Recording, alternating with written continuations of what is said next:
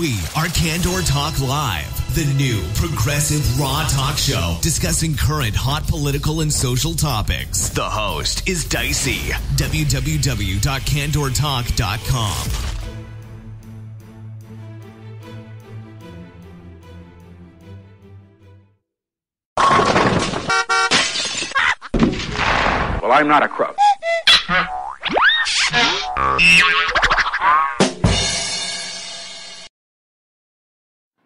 All right. Good evening, everybody. This is Sylvia from Candor Talk Live, and I'm just going to get right into it. I'm not going to give all that, introductory stuff that I always do. I'm not going to do that today. You know what? The title of today's show is called Trump is Done, and he knows it. And I'm telling you, I've been saying this for a long time, and I've said that probably throughout so many different shows that I've had, and even in articles that I've written. Don't forget to check sylviaexpress.com. I know I said I wasn't going to say that, but I did.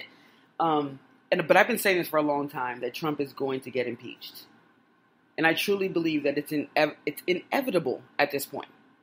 He's made several tactical maneuvers that backfired. I mean, they were just tactical errors. And, the thing about Trump is that he never does anything because it's the right thing to do. He always does it because it's in his best interest, right? So he may end up doing the right thing accidentally because whatever he chose to do happened to be right and it happened to benefit him. But it's never what drives his decisions. His decisions aren't based on what's the right thing to do. His decisions are based on what's the right thing for Trump. And so he decided to work with the Democrats based on politics and anger. It had nothing to do with the fact that he thought that what he was doing was in the best interest of the country, or he was trying to advance, the interests of the country. It had nothing to do with that. He wanted to punish the GOP for not getting rid of the Russia investigation. That's what really is angering him right now. He feels like he's not being protected from his own corruption, right? Like, he feels like, even if I am corrupt, you should be protecting me. Regardless of what I do, irrespective of anything that I do, you should be protecting me, even if what I'm doing is criminal. And that has been angering him so much. But then on top of it, the GOP has failed to accomplish anything. Like, they're complete and total failures. I mean, despite having all three branches of government, they haven't been able to accomplish one piece of legislation that is even important, right? There's no signature legislation since Trump has been in office. And look, it is September. So we're not talking about like he hasn't had time. He's had a lot of time. We're talking about 9 months.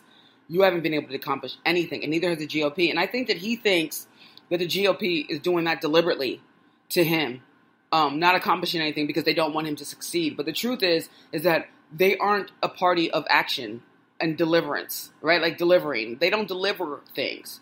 They just like to obstruct. They just like to make noise. And that's what they've been doing for the whole time President Obama was president. And that made them popular because they made a lot of noise. But when it came time to govern, they didn't know what the fuck they were doing. And that's just a fact. So, but he decided that he was going to work with the Democrats, right? He decided to work with Democrats on the debt ceiling and, extending the debt ceiling, et cetera. And the proposal that was made by Nancy Pelosi and Chuck Schumer. That was the first mistake that he made. Now, I'm somebody who am very glad that the Democrats are succeeding in dominating him. I'm very glad about that. That's something that I think is in the betterment of this country, is to have two parties at least at a minimum, even though I think there should be multiple parties, but have two parties at a minimum that are able to at least advance particular interests. I think it becomes a dictatorship and a totalitarian, authoritarian society when it's only one party rule. It does not become a democracy anymore. I mean, it does not maintain a democracy at that point. So I think that what Trump did by working with the Democrats, which is one of the reasons why I'm saying that he's done. I mean, I'm telling you right now, he's done. And when I go through this show and I play you some of the clips from Trump supporters, et cetera, and the things that are transpiring, he's done. It's over. The Trump presidency is officially over. And I've said that for a long time, and I've meant it for a long time.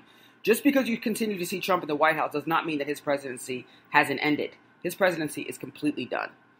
Choosing to work with the Democrats was the first big mistake that he made. And the reason why that's such a huge mistake is because for Republicans especially, and those in government, their entire modus operandi has been, that Democrats are evil and that you can't work with Democrats and Democrats are the worst people in the world and you should avoid Democrats at all costs. That's essentially has been their modus operandi the entire time. And they've operated on that belief and on that premise. So now here comes Trump and he decides to cut a deal with the Democrats on the debt ceiling, ignoring his own party, which is indicative of something that Trump would do, consistent with his personality. I mean, he's somebody who has not a loyal bone in his body. So to presume that he was going to do something that was based on some kind of loyalty is just irresponsible. But anyway, I'm going to play this clip from Fox News. This is Fox News. And this is them talking about President, whatever his name is, because I just can't call him with the last name. I just don't. The title of it says President, sides with Democrats on debt ceiling deal. But I want you to listen to what they're saying here because Republicans are in a lot of dismay right now because, you know what? They bet on the wrong horse. But here's a clip. Great meeting with Chuck Schumer, Nancy Pelosi, and the whole Republican leadership group. And I'll tell you what, we walked out of there, Mitch and Paul and everybody, Kevin, and we walked out and everybody was happy. Not too happy because you can never be too happy, but they were happy enough. Well, his book was The Art of the Deal. Today, he came up with a big one. To the chagrin of some Republican leaders in Congress, President Trump went over the head of Republican colleagues and struck a deal with the Democrats that starts with funding for Hurricane Harvey victims. Correspondent Peter Ducey is on Capitol Hill tonight. Today was a good day in a generally very partisan town. Senate Minority Leader Chuck Schumer is saying that because Democrats got what they wanted today when President Trump agreed with Schumer and House Minority Leader Nancy Pelosi to attach short 3-month debt limit and government funding measures to a Harvey relief bill. It'll avoid default, and it'll fund the government avoiding a shutdown. By siding with Schumer, the president defied Speaker Ryan, who wanted a long-term debt limit increase. We've got all this devastation in Texas. We've got another unprecedented hurricane about to hit Florida, and they want to play politics with the debt ceiling? But a source with knowledge of the deal tells Fox News this short-term plan gets Harvey funding faster and delays fights over the budget and debt, so they can focus more on tax reform. We essentially came to a deal, and I think the deal will be very good. But that deal is tough to swallow for the conservatives and the House Freedom Caucus. This is certainly not the best option. It's, typical Washington, D.C., kick the can down the road. It's not just Republicans in the House who have issues with the new plan. Senator Ben Sasse simply says, quote, "The Pelosi-Schumer-Trump deal is bad."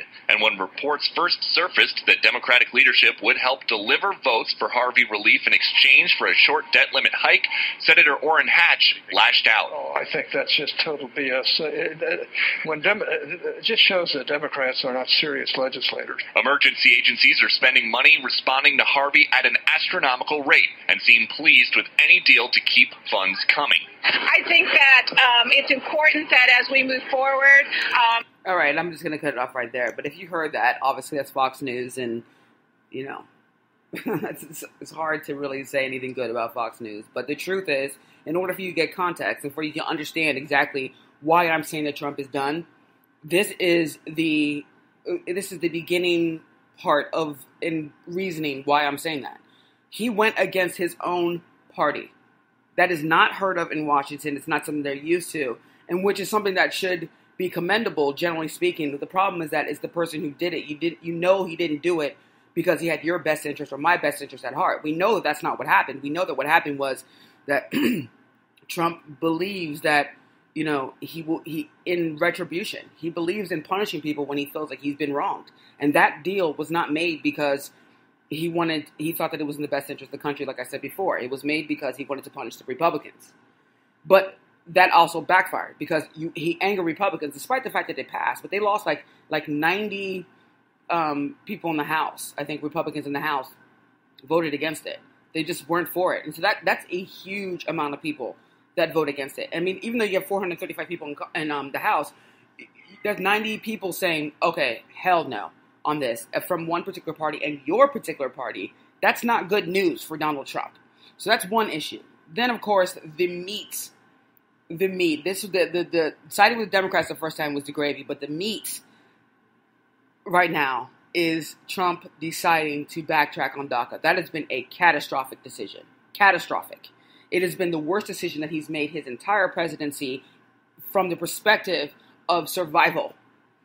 He's made so many horrific decisions in terms of how it affects this country and everything else. But I'm talking about in terms of him, we're talking about poor tactical maneuvering and why he just ruined himself, is what he just did right now on DACA was probably the biggest political mistake, besides firing James Comey, that he's made this entire time. And the reason why is because, one, he has contradicted himself entirely. And I'm going to play you now what he is saying on DACA, and then I'm going to play you what he said before on DACA. You're going to see a severe contradiction. So here's a clip from Donald Trump talking about basically, coming to what his understanding is of what they're going to do with DACA henceforth. Well, we're working on a plan subject to getting massive border control. We're working on a plan for DACA. People want to see that happen. You have 800,000 young people brought here, no fault of their own. So we're working on a plan. We'll see how it works out. But we're going to get massive border security as part of that. And I think something can happen. We'll see what happens, but something will happen. Okay, so you heard him right there, where he's basically saying that, 800,000 children, they're going to get something on DACA because 800,000 children came here no fault of their own, which I entirely agree with, and I do not dispute that in any way. He is completely right about that. But nevertheless, that's not what he was saying when he was running his campaign and he was enticing those racist people to vote for him. That's not what he was saying. See, this is what he was saying when he was actually campaigning, when he was conning the hell out of everybody to become president of the United States. Here it is. The executive order gets rescinded. One good thing you'll rescind that one too. One good thing you'll rescind the Dream Act executive order. DACA. We have to make a whole new set of standards, and when people come in, they have to. You're going to split up families. Chuck, you're going to deport children. Chuck, no, we're going to keep the families together. We have to keep the families together. But you're going to keep them together out. But they have to go. What if they have no place to go? We will work with them. They have to go. Chuck, we either have a country or we don't have a country. Either we have a country or not. How do you do it? The cost of doing it. Look at the cost of what we have right now. The cost of doing it. Let me ask you this. Do you think I understand that, but how do you do it? Do you think there's tremendous cost for the illegals that are in here right now? Of course there's cost to it. Tremendous. Do you think there's tremendous crime being committed by illegals? There's definitely evidence that it's happened. Tremendous. Far greater than what heinous one. And you see it all over just last night. All over. We will do it, and we will expedite it so people can come back in. It's still not clear. Chuck, it'll work out so well. You will be so happy. In 4 years, you're going to be interviewing me, and you're going to say, what a great job you've done, President Trump. Okay, so you heard him. They have to go. They have to go. It doesn't matter. We'll do it. We'll do it the right way. They'll go with their families. They have to leave. Either we have a country or we don't have a country. This is Trump when he's running in the campaign. Okay. So I think the problem with Trump is that he is inept. He doesn't know his boundaries or his own limitations. I think he believes that it doesn't really matter what he says. I mean, because he has said it before. I don't even think that he believes it. I know he believes it because he said he could shoot someone on Fifth Avenue and he wouldn't lose any voters. He believes that it doesn't matter what he does, his base will support him. Because he thinks that he has been convincing enough to them that no matter what, he can just say it's fake news, or he can change the narrative, or he can do something that's going to make them like him. I think he thought that if he made this deal on DACA with the Democrats, that he would gain more favor for the Democrats because his approval ratings are shit. So I think he thought that he would gain more favor from Democrats, which is such an illusion. It's literally a myth. I don't even understand how he could just miscalculate everything so egregiously. I mean, Democrats are never going to like you, Trump. You suck. Okay, so there's no way the Democrats are going to like you, so there's no purpose in working with the Democrats, but you chose to. I hope the Democrats just don't get blinded by the fact that he's willing to do this and become overly zealous all of a sudden in favor of him. I mean, it's something that concerns me. But nevertheless, this is somebody who claimed that he was going to get rid of DACA and he was going to, build the wall, etc. He said all that stuff. Unfortunately for him, he is the biggest con artist and liar, and he miscalculated the fact that his base actually wanted him to do those things. No, see, when they said we're chanting build that wall, they damn sure wanted that wall to be built. They weren't just chanting it because it sounded good and it felt good. They chanted it because they thought it was actually a reality. And now they're realizing that it was the biggest con ever. And you hear like some of these conservative commentators, and they're on Twitter, and they're saying things like, nobody, because, you know, Trump is now saying we're going to build this fence, and we're rebuilding the fence and all that stuff, instead of this wall. And they're saying, can you imagine saying we're going to build that fence? Like, who would have been chanting that? It would have been complete and total silence. It was build that wall, because that wall was symbolic for them. It meant we're telling all these other people you can't come here. It was a way, it wasn't because they felt safer necessarily about it. It's not because the border crossing is not what causes overstays and, you know, undocumented immigrants. That's not what causes that. Majority of the people are people who overstay their visa. So the border wall was never about, you know, about security and safety. It was about this symbolism that says you're not wanted here. And that's all this ever was. And so, and then also deporting undocumented people from, you know, that were children. That's what basically what DACA is to give them an opportunity to kind of, you know, adjust into the society and be able to be productive within the society. These are people who are heavily screened and had to go through a lot of a huge background check, and had to have actually be productive citizens. I mean, productive, not citizens necessarily, but productive members of society. They had to be. These people that supported Trump wanted these kids to literally go back to countries that they are not even familiar with, may not even speak the language, don't even understand it. They wanted them to go back because they were brought here by their parents, you know, when they were kids, as if they had any ability to be able to understand what they were doing, and that what they were doing was illegal. And by the way, I just want to make sure it's very clear to people. When you say illegals, you're just ignorant. And it just shows that you're just not intellectually sophisticated. It's intellectually lazy to say illegals. First of all, no human being is illegal. The act of coming here may be illegal. The act of coming here is illegal, without, you know, appropriate papers and authority is illegal. But to call individuals illegals as if being human is illegal is just offensive, and it's just so ignorant. And I just need to make sure I say that, because that's something I consistently say all the time.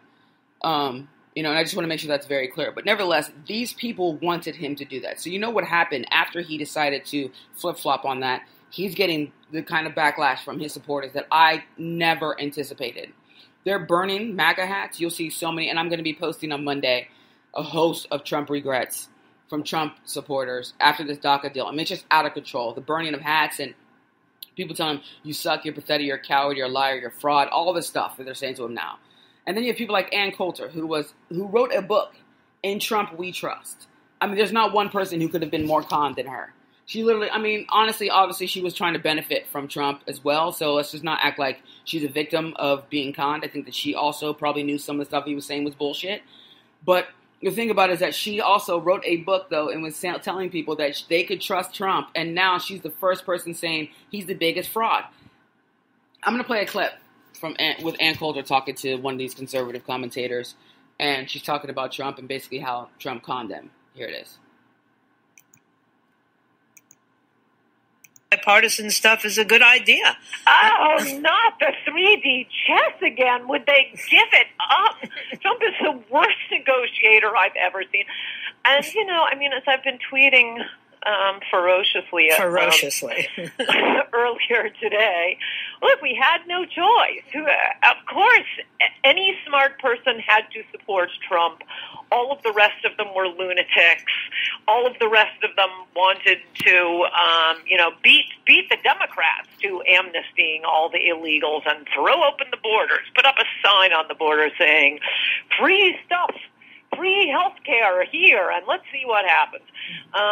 Trump was the only one speaking sense, and he may not have been my idea of the ideal presidential candidate. We didn't have a choice. Right. Of course you had to support Donald Trump. You take a bet, and it didn't.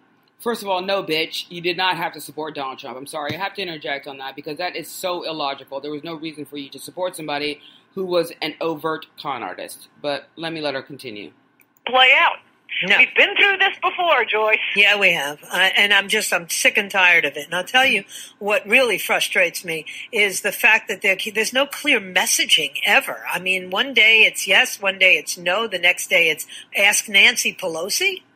I mean, one thing you can say about Ronald Reagan, and I know you hate when anybody compares anything to Ronald Reagan, but at least the messaging was consistent as he did things in a conservative manner. No, actually, it's a great point and a great comparison right now because I was thinking, I mean, this is pretty low on the list today considering it's the end of the country. But among the things that are annoying about this is just adopting the left-wing phraseology to call illegal aliens dreamers. Right. And on the campaign trail, back when he was saying things to trick us into voting for him, Trump properly responded, no, I care about Americans with dreams. Mm-hmm. They have dreams. That's who the president is supposed to be protecting here.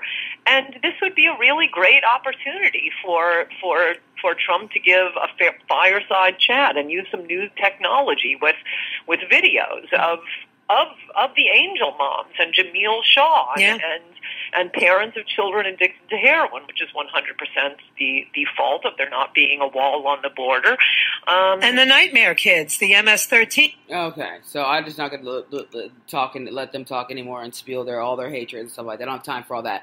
But what you heard her saying there is that when he was just trying to trick us into voting for him, right? Because one thing she also tweeted out is that who at this point does not want Trump to be impeached? See, because this is, I'm telling you, when the biggest mistake he made was losing that base. When you have 35% or so of the population that supports you, and what they support you on are basically policies that the rest of the country rejects, and then you try to adopt policies that the rest of the country may accept, but they already hate you, and so they just detest you. Anything you do, it doesn't really make a difference because you're so offensive. You're not going to gain the support of those people who already detest you. You're just going to lose the support of those people who protected you.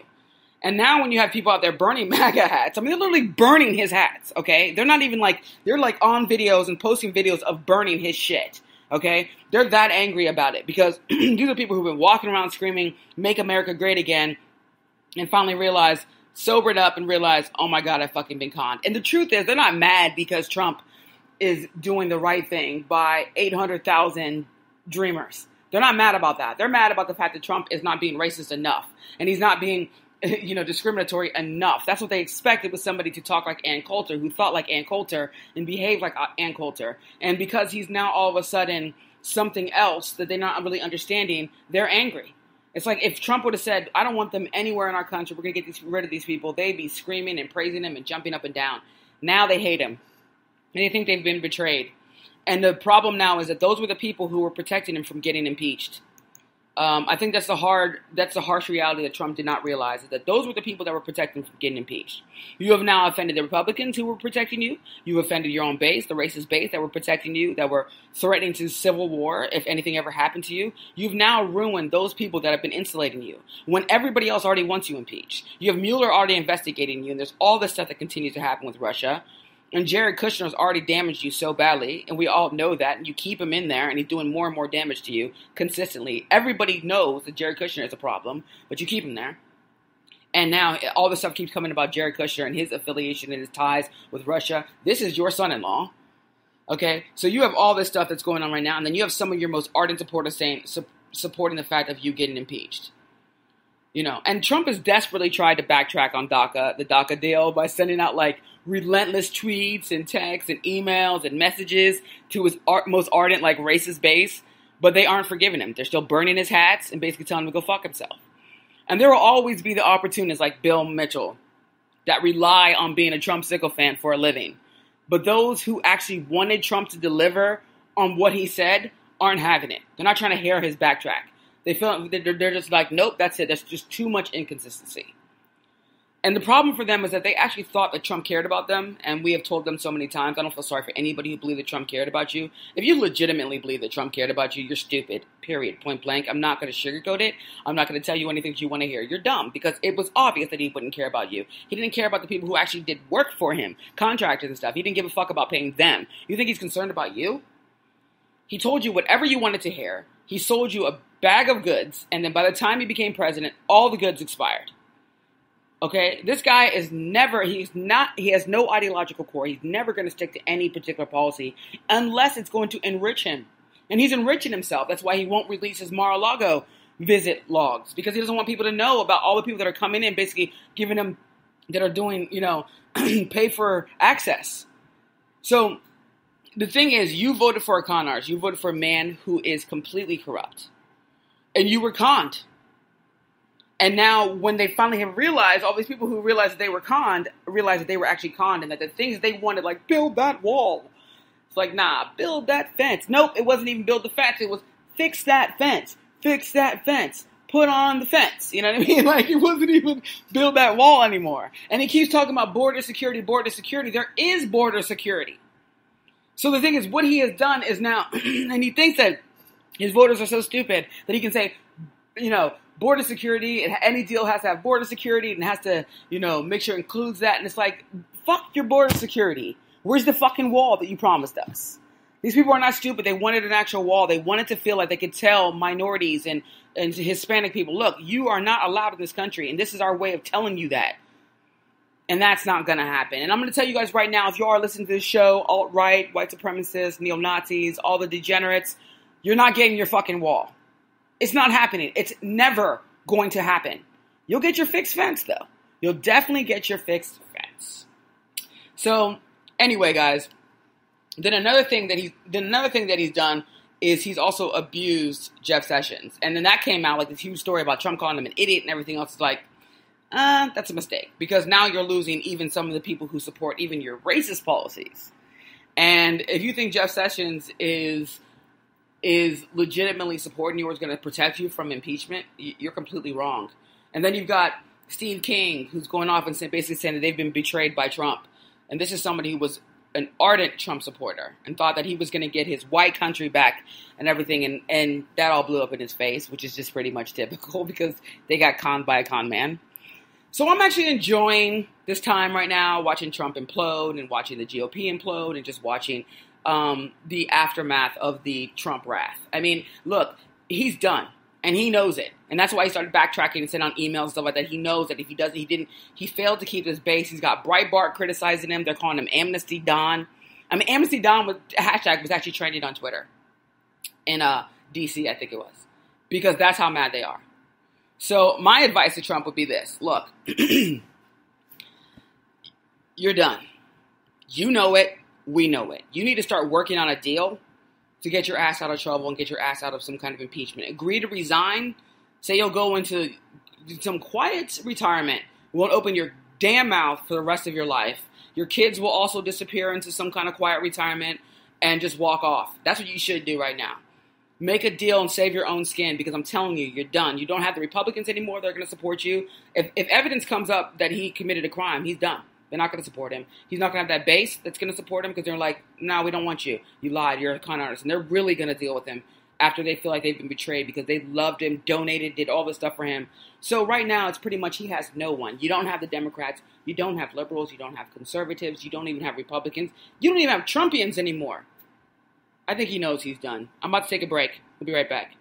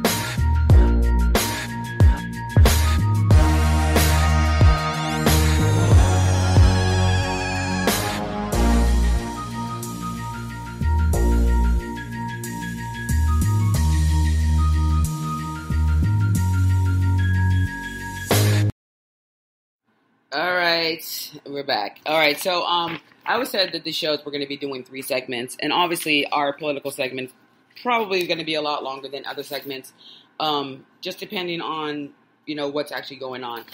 The second segment I'm going to talk about is about this disgraced, murderous thug police officer called Jason Stockley in St. Louis, who was acquitted, basically of murder.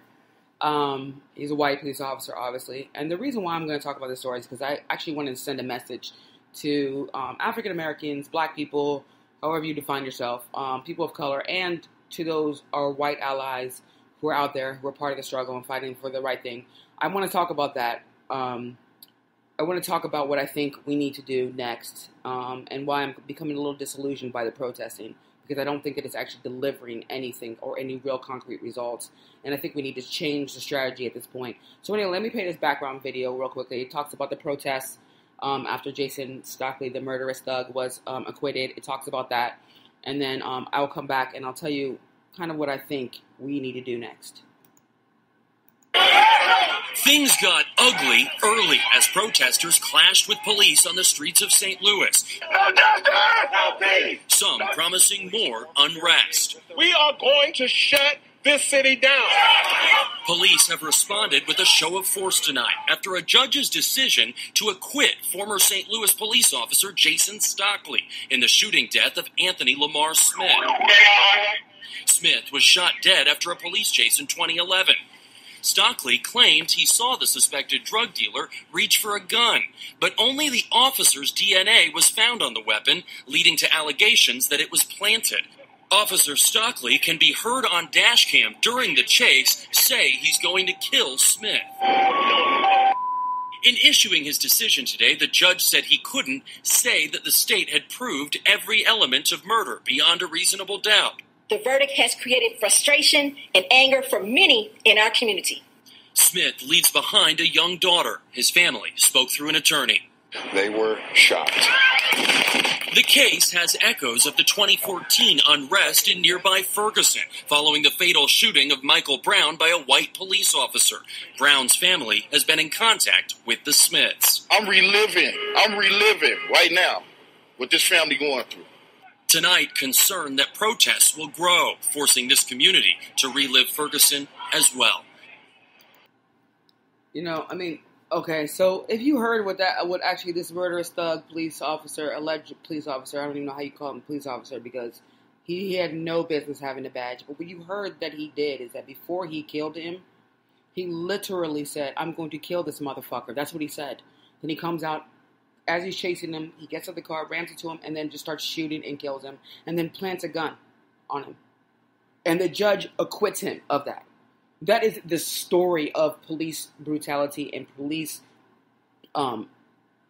issues in this country, is where we have a justice system that is failing us, that is failing the people of this country, and it's not just black people that they're failing all of us.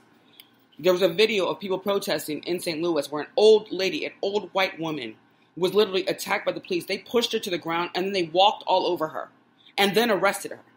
That is what's happening in Trump's police state, in Trump's police America, okay? They don't care about citizens anymore. They've gone completely rogue. They're being infiltrated by white supremacists. They're abusing minorities all over the place, or even abusing white people. It's not just black people that are getting killed by this. But the problem that we have is that what happened with the Jason Stockley case is while it's indicative of a very failed system, a system that refused to correct itself, and a system that embraces the belief that police officers are supreme, and that no matter what they do, there really shouldn't be any consequences, even if what they did was against the law and against their own code and against their own ethics, etc. It doesn't matter because the person that they killed was a drug dealer. That's part of the judge's decision, was that any heroin dealer is going to have a gun on them. But the gun that they found only had the police officer's DNA, which means he planted the gun on him. And you have him on video saying, "I'm going to kill this motherfucker," and then kills this motherfucker right afterwards. Okay? And he's acquitted. Now, psychologically, you have no idea what kind of damage that does to a black person in this country.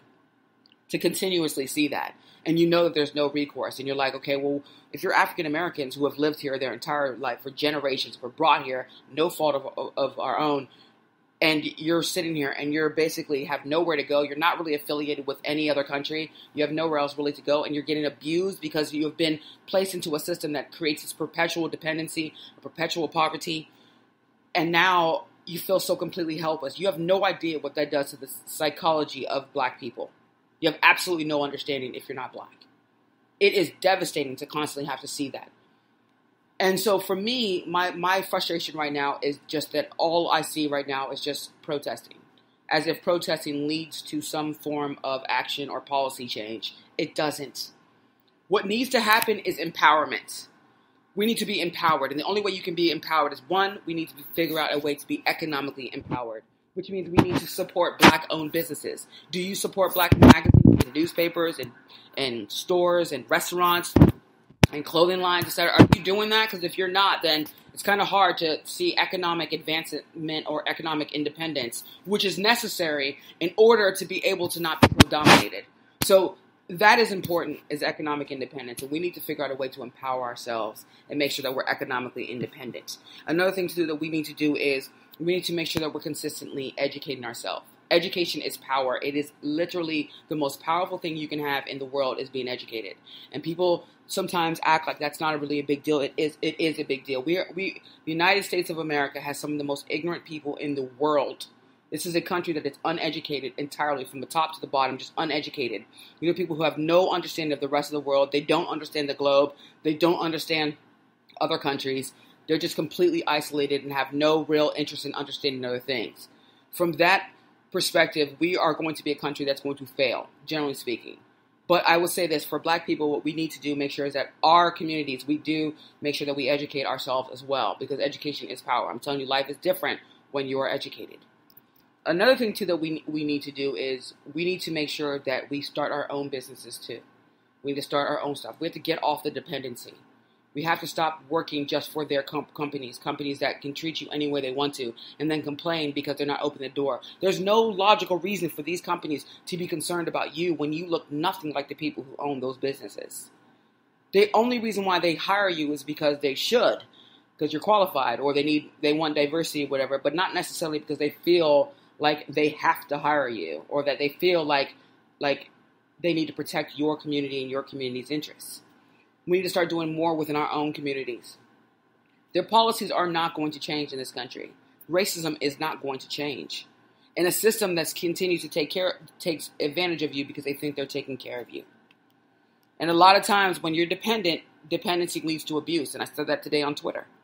So I would advise all black people and all those people who want to help black people, start supporting black-owned businesses, encouraging black people to run for office. We need black people in every level of government, because if you don't start getting people who think like you and view you the way that I view myself and the way that you view yourself, you're going to continue to have these issues, and you're going to continue to find these cases where we're getting killed by a police officer, and there's nobody there fighting on our behalf. Even the police officers that are there that know what's wrong aren't going to stand up and stick up for you. You need people that look like you, act like you, believe like you, and will care about people that look like you. And that's every level. I'm talking about from prosecutors to judges to everything. You got to get out there and you got to start making sure that you get more people to run for office and more people to engage in the political process. You need to get into more of these town halls and these meetings. You need to go and start advocating for the things that you care about. There's no longer an opportunity to just come out after the fact and start saying all this, anger and rage. I mean, we've done it. It's not working. The protesting is not working. It's actually having absolutely no effect. They know, they've already calculated us what's going to happen. There's going to be some rage for a little while, and then the city will just go back to normal, and then they'll kill somebody else later.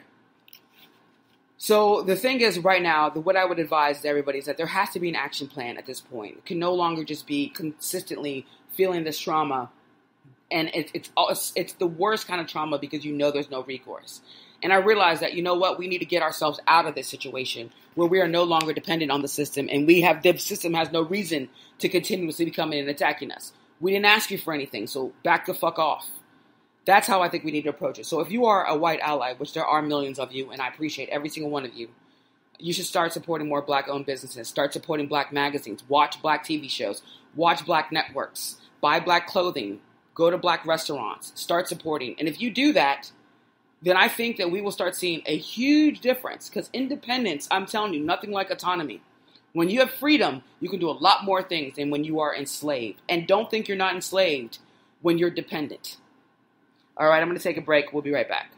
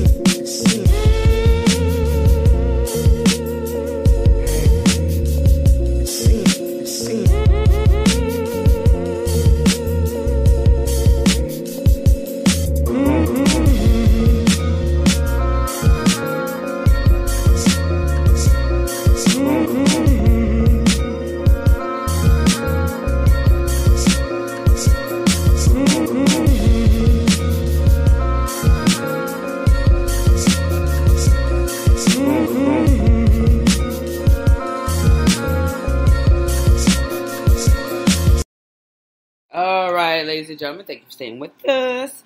All right, so the last thing that I always said there's going to be 3 segments, and like I said before, the, political segments are always going to be probably a little bit longer. Social justice issues, I really do want to spend a little bit more time on those too, because I think they're important as well. But the last thing that I always want to talk about is conservative stupidity. Conservative stupidity. Yes, conservatives they're nuts. I'm sorry, I just can't. At one point I was like, look, you know what? It's important, imperative to listen to other people's perspectives, and I still believe that. But they've lost it. They're nuts. There's nothing normal about the things that come out of their mouth. Like, for example, here is a tweet from this psychotic person on Twitter, and it says, "Leftist women are so sexually frustrated by weak beta males on their side that they're addicted to sleeping with Trump supporters." I'm sorry, but name the chick that wants to sleep with the Trump supporter. I mean, if you've seen the Trump supporters, there's not really a lot that you're going to get out of sleeping with the Trump supporter. That story is a lie. And the only reason why you say that is because you want to denigrate left-wing men and make it seem like they are emasculated because they're on the right side of history. So that is complete and total nonsense. And this is the kind of stuff that they say and spread that make their base feel like there's a reason to stick around with conservatives, but conservatives are a joke. And let's just all be honest with ourselves about that. Okay, here we have a former Congressman, Joe Walsh, who is a degenerate, and he lost subsequent election. He railed against President Obama, but he wasn't even able to keep his own seat. He says the Associated Press now calls illegals undocumented citizens. Undocumented citizens, dishonest leftist media. The Associated Press is leftist media. But anyway, this is the thing. They want to point out every single time when they think that anytime someone says anything that they disagree with, it has to be leftist media or it has to be a leftist agenda. It's completely ridiculous nonsense. It's just trash, and they say that kind of stuff all the time. So pay attention when you hear that kind of stuff. It's trash. Then you have this article that's on cnsnews.com. They talk about Ben Shapiro on 9th Circuit travel ban ruling. The left has no interest whatsoever in actual law. That is the biggest bullshit I've ever heard in my entire life. I'm actually a lawyer, and I'm on the left, and I am completely committed to what the actual law does say. I'm committed to understanding what the law says. I'm not necessarily so supportive of every law, but I understand how the law and the legal system works. And to say that leftists don't care about the law is just trash. They just say anything. They can't even help themselves. And the last one I'm going to talk about is Breitbart, which they're just the biggest complete and total con artists and liars. They said that U2 cancels St. Louis concert after Black Lives Matter riot over cop acquittal. That's the biggest bullshit. If you read their own particular article, it basically says that they just thought the safety. They just said nothing about Black Lives Matter. So Breitbart just wants to spread some more racism just to end off the week. Anyway, I'm about to head out. Go to sylviaexpress.com. Show is about to be over. I've taken up too much time, and I don't feel like talking anymore. So thank you so much for staying tuned in, and go to sylviaexpress.com, and I will see you next week. Take care.